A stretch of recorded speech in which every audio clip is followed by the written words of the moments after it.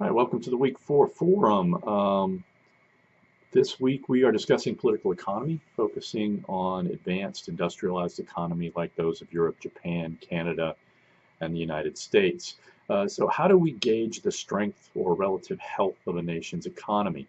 What are some of the key concepts that economists use when they discuss whether a nation has a sustainably productive and growing economy that produces the goods and services needed to keep citizens gainfully employed and relatively happy? Um, the text notes three important measures: gross domestic product, GDP, gross national income, GNI, and purchasing power parity. What do each of these measures tell us about economic performance? Why do some economists prefer the PPP measure? Globalization has a tendency to complicate some of these measures, which is why GNI is so important.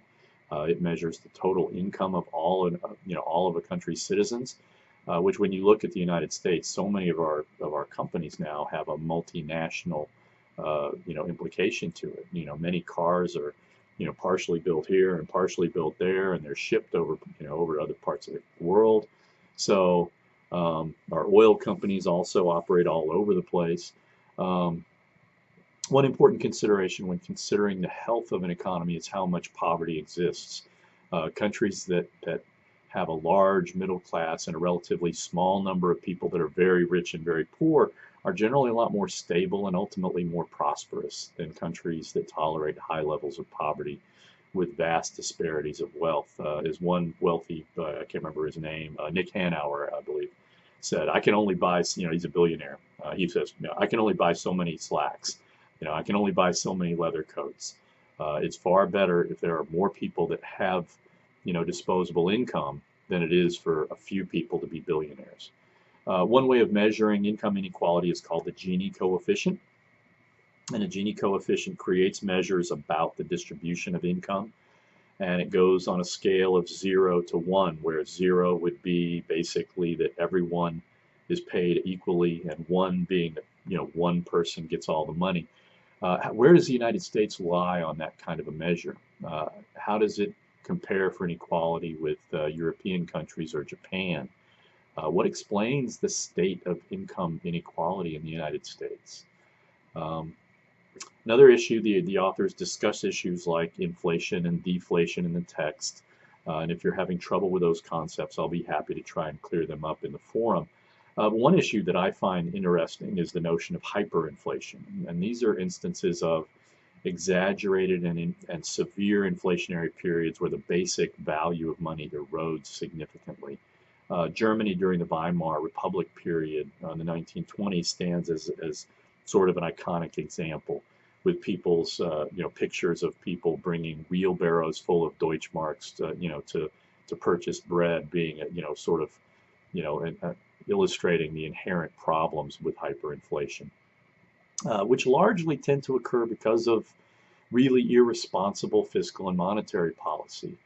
In the part of Weimar Germany, it began during World War I. Kaiser Wilhelm II tried to basically fund World War I by borrowing without doing anything else to adjust their fiscal policy. The expectation was that it would be a quick war.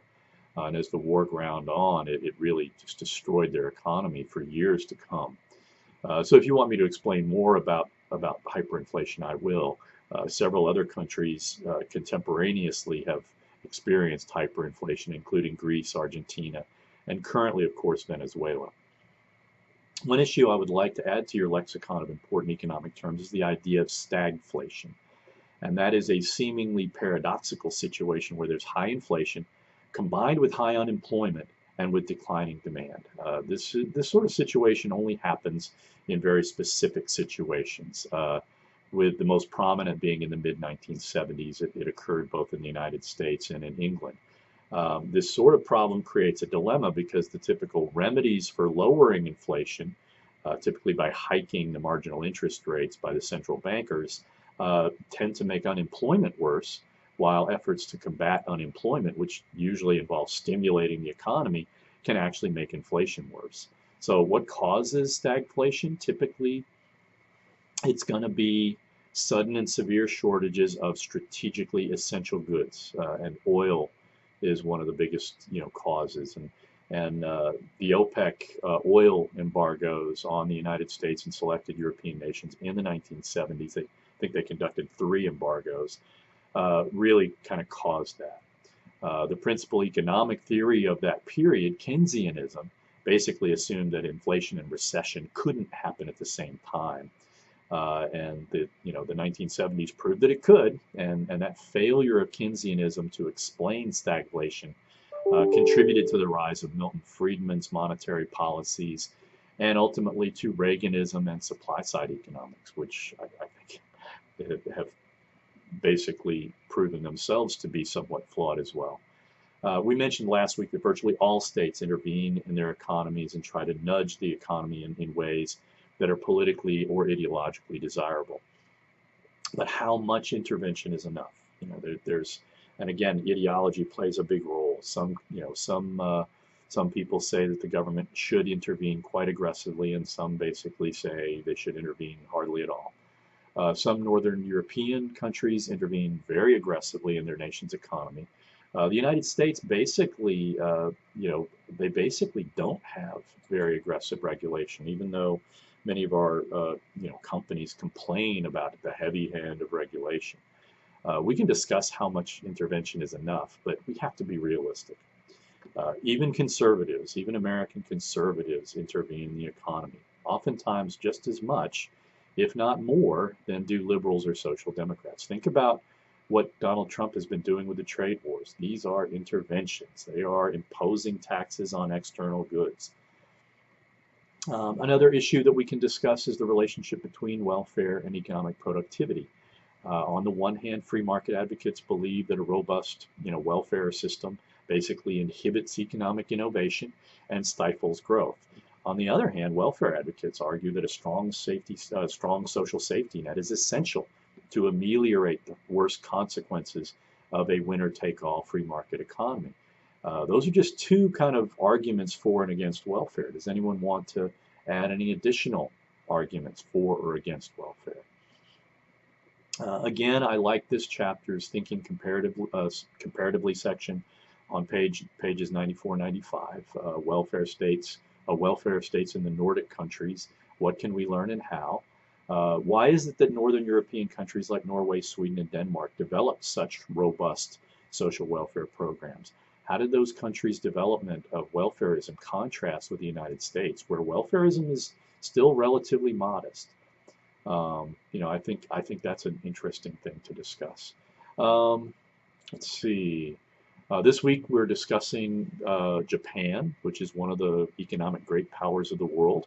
When you look at the profile, a couple of things that leap out at you are the degrees of racial, religious, and cultural homogeneity.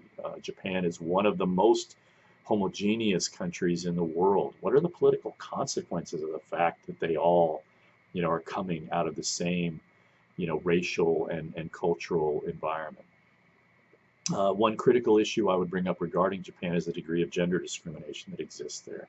Unfortunately, this is not uncommon in Asian societies, but Japan, frankly, measures really low on empowerment of women. What can they do differently? And frankly, that's something that we can learn about as well, because we're not great in that measure either, but we are kind of better than Japan. Obviously, Japan's imperial experiences leading up to World War II and the catastrophic consequences of their defeat have profoundly influenced Japan's post-war development. Nevertheless, Japan is universally viewed as an economic success story. What did they get right? How was Japan able to so successfully and rapidly develop into an advanced industrial economy? Is that success replicable? One concern with Japan's economy has been a prolonged period of economic stagnation. Why has Japan gone through this long slump? How would you analyze the current Japanese Prime Minister Shinzo Abe's strategy for stimulating the Japanese economy? How would you evaluate Abe's relationship with Donald Trump? Do you think Shinzo Abe understands Trump and is able to negotiate with Trump effectively? All right, hopefully I've given you plenty to think about and discuss, both with me and with one another. Again, as always, if you have any questions about Chapter 4 or Japan, please just ask a question in the forum, and I will answer as best I can. Let's have a great